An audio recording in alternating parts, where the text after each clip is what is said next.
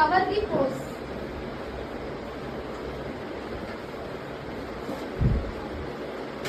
Toner வந்து நமக்கு வந்து pores வந்து கவர் பண்றதுக்காக யூஸ் ஆகுது.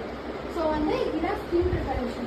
So CPM process, C for cleanser, T for toner, N for moisturizer. So cleanser வந்து it is used to clean the face to clear the unwanted microducts. So அதிகமாக வந்து நம்ம வந்து அதுதான் கன்சீலர் வந்து கம்பல்சரி கலர் கரெக்ஷன் வந்து நம்ம use பண்ணியே ஆகணும். எதுக்குன்னா கண்ணு கீழே அப்புறம் வந்து வாயை சுற்றி இந்த சைடில்